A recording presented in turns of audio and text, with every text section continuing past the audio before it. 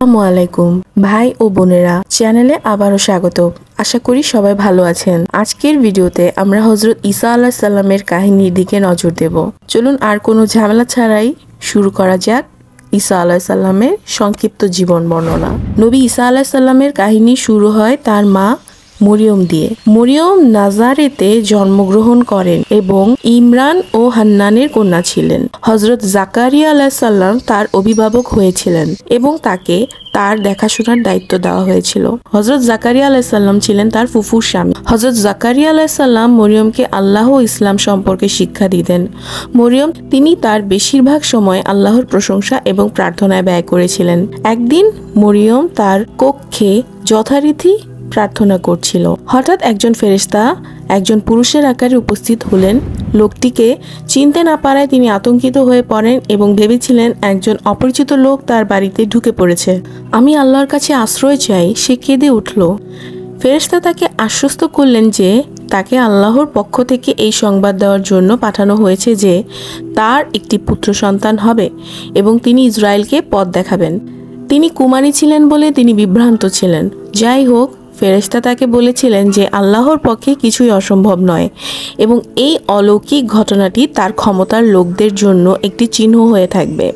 সময় কেটে গেল, মরিয়ম বড় হয়েছে এবং তার সন্তান হওয়ার খবর বিষয়ে যা সে সবসময় চিন্তা করছিল। অবশেষে তিনি শহর ছেড়ে চলে যান।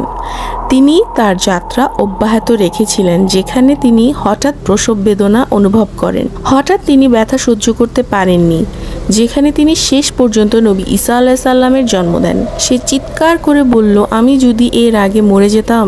হঠাৎ একটা কণ্ঠস্বর তাকে বলে উঠল, দুঃখ করো না, এই খেজুর গাছের কাণ্ড তোমার দিকে নাড়াও, এটি তোমার উপর তাজা পাকা খেজুর ফেলে দেবে। সুতরাং খাও ও পান করো এবং তোমার অন্তরকে প্রশান্তি দাও। কণ্ঠ তখন তাকে বলল, তোমাকে দেখে কেউ কিছু জিজ্ঞেস করলে তুমি বলো, আমি পরম করুণাময়ের কাছে নীরবতার প্রতিজ্ঞা করেছি, তাই আজ কারো সঙ্গে কথা বলছি না।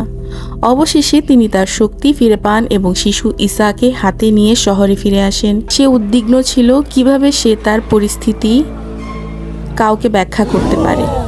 যাই হোক, তিনি আল্লাহর প্রতি বিশ্বস্ত ছিলেন এবং নীরব থাকার আদেশে দাঁড়িয়েছিলেন। আশেপাশের লোকদের সাথে সে শহরের মধ্যে হাঁটাহাঁটি করে। লোকরা তার দিকে তাকিয়েছিল। তারা তাকে বলল, ও মরিয়ম, আপনি অবশ্যই একটি জঘন্য কাজ করেছেন। তারা তাকে বকাঝকা করে। যাই হোক, তিনি চুপ করে থাকলেন এবং তারপর শিশু ঈসার দিকে ইশারা করলেন। আমরা কিভাবে একজন শিশুর সাথে কথা বলতে পারি, তারা বলল। হঠাৎ ঈসা আলাইহিস সালাম তাদের সাথে কথা বলল, আমি সত্যি আল্লাহর বান্দা। তিনি আমাকে কিতাব দেওয়া এবং একজন নবী হওয়ার নিয়ত করেছেন। আমার উপর শান্তি বর্ষিত হোক যেদিন আমি জন্মগ্রহণ করেছি, যেদিন আমি মৃত্যুবরণ করব এবং যেদিন আমি পুনরুত্থিত হব।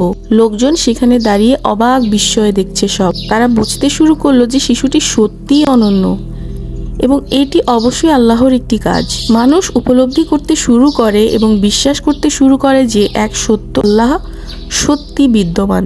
ঈসা আলাইহিস সালামের যখন 12 বছর বয়স, তখন তিনি তার মার সাথে জেরুজালেমে যান।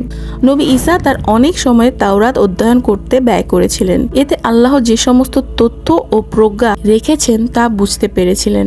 বিশ্রামবারে নবী ঈসা মন্দিরে যাচ্ছিলেন।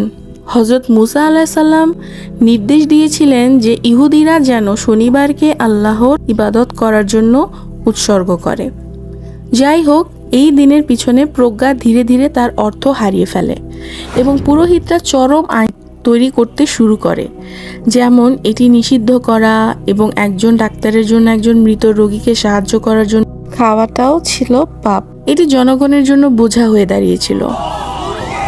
যাই হোক, নবী ঈসা পাত্তা দেননি এসব, কারণ তিনি জানতেন যে এগুলো নিয়ম করে তৈরি মুসা আলাইহিস সালামের মূল শিক্ষার সাথে আটকে গেছে। উদাহরণস্বরূপ, তিনি একটি শিশুকে ক্ষুধার্ত দেখেছিলেন, তাই তিনি তাকে খাওয়ানোর জন্য একটি গাছ থেকে একটি ফল ছিঁড়েছিলেন।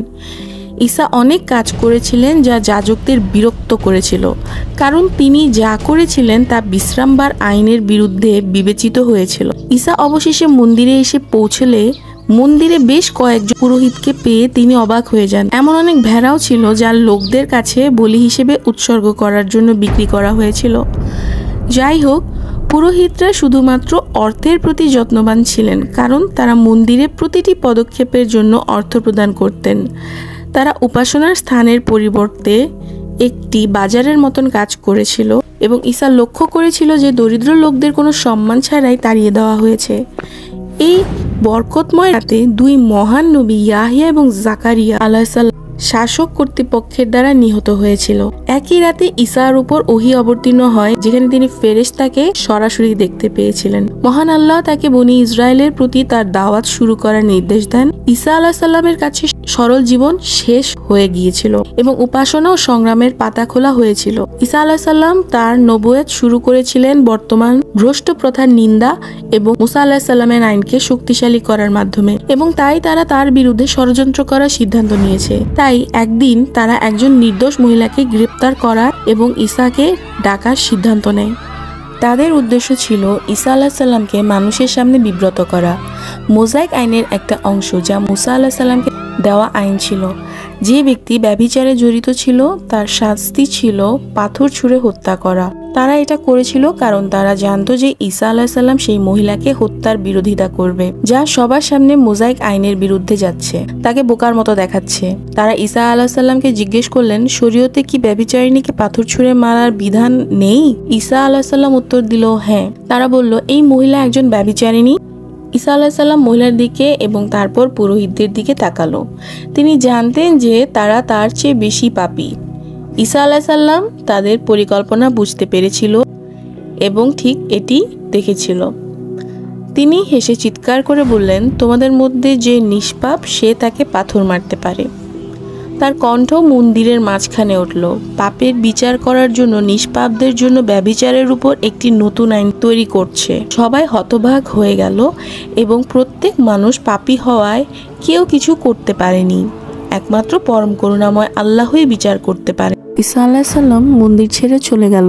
যা তখন বুঝতে পেরেছিল যে মহিলাটি তাকে অনুসরণ করেছে। তিনি ঘুরে ফিরে তাকে জিজ্ঞাসা করলেন কেন তিনি তাকে অনুসরণ করেছে। মহিলাটি চুপ করে রইল।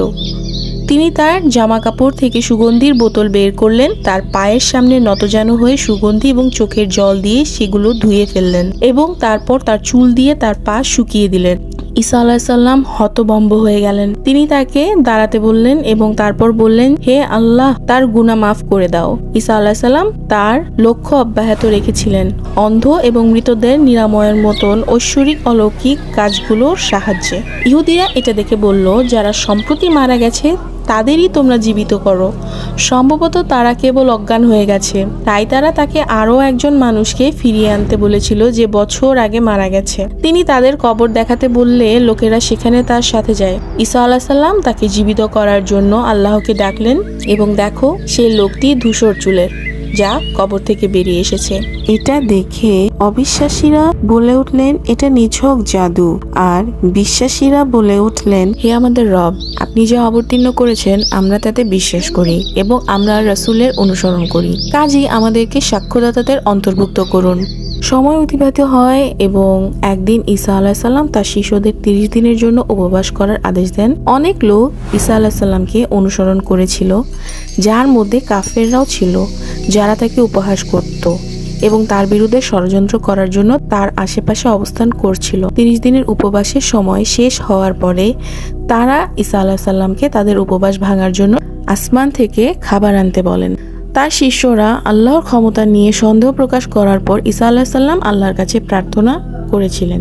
আল্লাহ সেই দোয়া কবুল করলেন, যেখানে 2টি মেঘের মাঝে বিশাল টেবিল নেমে এলো এবং তারা এমন একটি সুগন্ধ অনুভব করছিল যা তারা আগে কখনো পায়নি। ঈসা আলাইহিস সালাম টেবিলটা খুলে দেখলো, একটা ভাজা মাছ আছে। শিষ্যরা খাবার থেকে যে সুন্দর গন্ধ আসছে তা বুঝতে পারলেন না। সাহাবীরা বললেন, এটা কি দুনিয়ার খাবার নাকি জান্নাতের? ঈসা আলাইহিস সালাম তার সাহাবীদের বললেন, আল্লাহ কি তোমাদেরকে প্রশ্ন করতে নিষেধ করেননি? হাজার হাজার মানুষ ভোজে অংশ নিয়েছিল, তবুও তারা কখনো তা শেষ করেনি এবং তারা পূর্ণ হওয়া পর্যন্ত সবাই খেয়েছিল। পরিকল্পনা নতুন মোড় নিল। ইহুদিরা যখন ঈসা আলাইহিস সালামের ডাক থামাতে ব্যর্থ হয় এবং তাকে হত্যা করার সিদ্ধান্ত নেয়, ঈসা আলাইহিস সালামের 12 জন প্রেরিত জুডাসের মধ্যে একজন তাদের কাছে গিয়ে জিজ্ঞাসা জিজ্ঞাসা করলেন, আমি যদি তাকে তোমাদের হাতে তুলে দিই তাহলে তোমরা আমাকে কি দিবে? জুরাস তাদের সাথে দর কষাকষি করেছিল যতক্ষণ না তারা তাকে শেকেল নামক পরিচিত 30টি রূপোর টুকরো দিতে রাজি হয়। ঈসা আলাইহিস সালামকে ধরা ও হত্যার ষড়যন্ত্র করা হয়েছিল। তিনি জানতেন যে তিনি তার নিজের একজনের দ্বারা বিশ্বাসঘাতকতার শিকার হয়েছেন। তিনি তার অনুসারীদের কাছে পরিস্থিতি এবং কাফেররা কিভাবে তাদের পথ চলেছিল তা জানিয়েছিলেন। যাই হোক, তিনি জিজ্ঞাসা করেছিলেন যে তার অনুসারীদের মধ্যে কে তার জায়গা নিতে প্রস্তুত ছিল, এবং একজন শিষ্য ঈসা আলাইহিস সালামের জন্য কুরবানি হতে গৃহীত হয়েছিল, কারণ আল্লাহ ওই ব্যক্তিকে তার মতো করে তুলেছিলেন। তাই ইহুদিরা তাকে নবী ঈসা আলাইহিস সালাম মনে করে তাকে ক্রুশবিদ্ধ করেছিল। কাফেররা ডাক দিল, আমরা আল্লাহর রাসূল মরিয়মের পুত্র মাসিহ ঈসাকে হত্যা করেছি, কিন্তু তারা তাকে হত্যা করেনি এবং ক্রুশে চড়ায়ওনি, বরং ঈসার সাদৃশ্য অন্য একজনের উপর চাপিয়ে দিয়েছিল এবং তারা সেই ব্যক্তিকে হত্যা করেছে। তাদের কোনো নির্দিষ্ট জ্ঞান নেই, তারা অনুমান ছাড়া আর কিছুই অনুসরণ করে না। নিশ্চয়ই তারা তাকে হত্যা করেনি, কিন্তু আল্লাহ তাকে উঠিয়েছেন এবং তিনি আসমানে আছেন, আর আল্লাহ সর্বশক্তিমান সর্বজ্ঞ। হযরত ঈসা আলাইহিস সালামের গল্পই একমাত্র যা শেষ হয়নি, কারণ বিচার দিবসের আগে সময়ের শেষের দিকে তার দ্বিতীয় আগমন পর্যন্ত আল্লাহ তাকে আসমানে রেখেছেন, জান্নাতে রেখেছেন। নবী ঈসা আলাইহিস সালামের বংশধর শেষ ঘন্টার লক্ষণগুলির মধ্যে একটি, সে হবে খ্রিস্ট বিরোধী, দাজ্জালের বংশধর এবং তাকে হত্যা করার জন্য দাজ্জালকে ধাওয়া করবে। শুধু তাই নয়, তিনি ন্যায়পরায়ণ শাসক হিসেবেও ফিরে আসবেন। তিনি ক্রুশ ভেঙে ফেলবেন, শূকর হত্যা করবেন। আজকের ভিডিওতে আমি হযরত ঈসা আলাইহিস সালামের জীবন সম্পর্কে সংক্ষেপে কিছু আলোচনা তুলে ধরেছি। আপনাদের যদি ভিডিওটি ভালো লেগে থাকে তাহলে আমার চ্যানেলটি সাবস্ক্রাইব করে এরকম আরো নতুন নতুন ভিডিও বানাতে আমাকে অনুপ্রাণিত করবেন। সবার সুস্বাস্থ্যতা কামনা করছি এবং আল্লাহর পানা চাচ্ছি, আল্লাহ যেন কিয়ামতের দিন আমাদেরকে তার রহমত ও দয়া দ্বারা আবৃত করে রাখেন। সবাই ভালো থাকবেন। আল্লাহ হাফেজ।